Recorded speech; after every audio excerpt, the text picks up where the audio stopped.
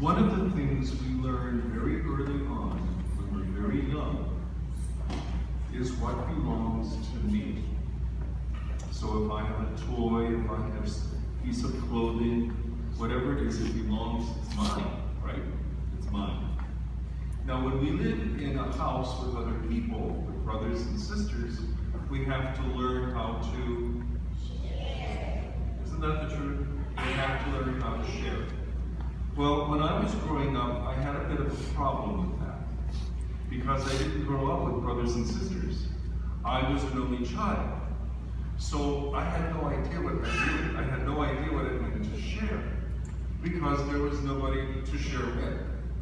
And so one of the things that my mom and my dad wanted to make sure is that I learned how to share, is that I learned how to do things with other people. And so one of the things that they did when I was very young, I was 3 years old, I went to what we called a nursery school, a preschool, so that I could learn how to share with people. I had cousins who used to visit, or I used to visit them, but I didn't understand what it meant to share. And so one of the things that my parents wanted me to do, is we also had some playthings in our yard, and we would invite people over, and some of the local children and whatnot, and I had to learn how to share. And that was very confusing to me. Why should I share? It's mine.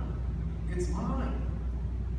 Well, one of the things that I saw with other people, and that's really what opened my eyes, is that when I saw them sharing, they tended to be happy.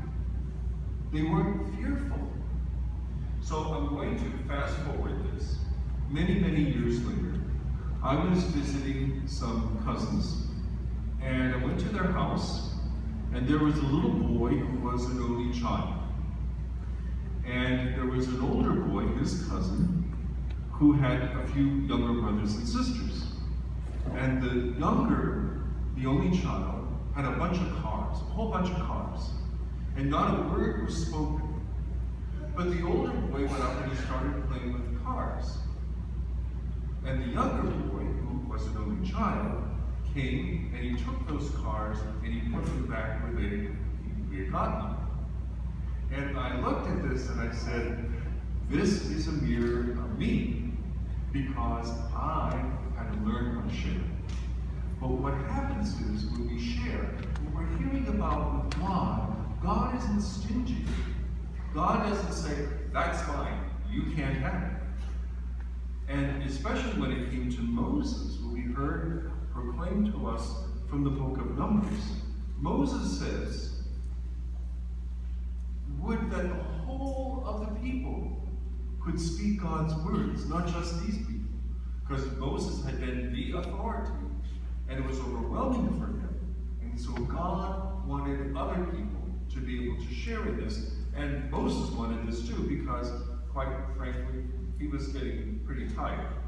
And so as he was willing to share and have the gift that God gave him shared around, it was a bit easier for him. But when his assistant, Joshua, comes along and says, Master, make these men stop speaking, Moses replies, are you saying this for my good?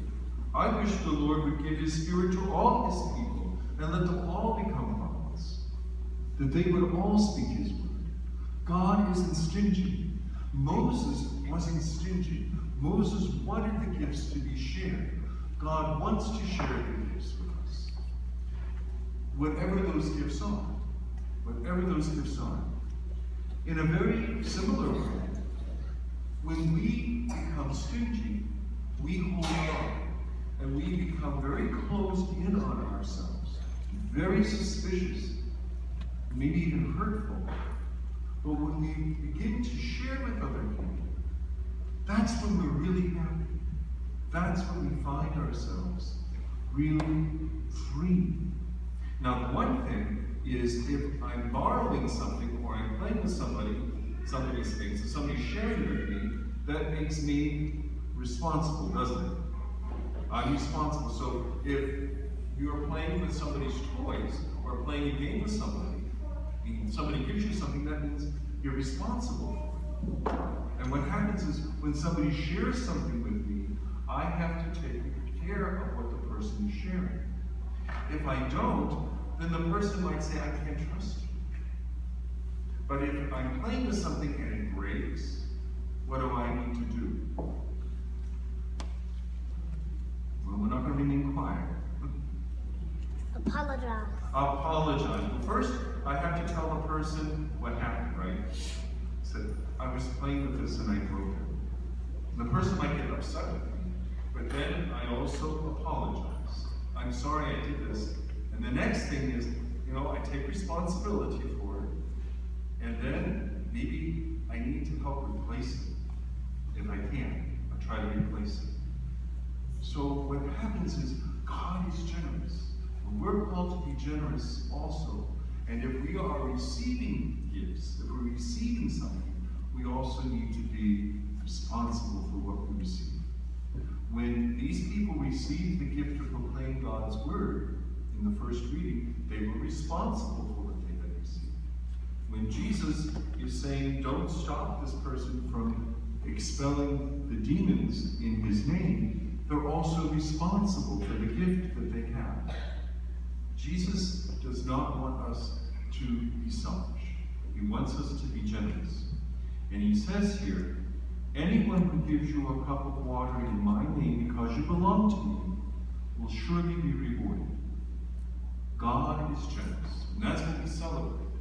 We celebrate God's greatness, God's great love for us.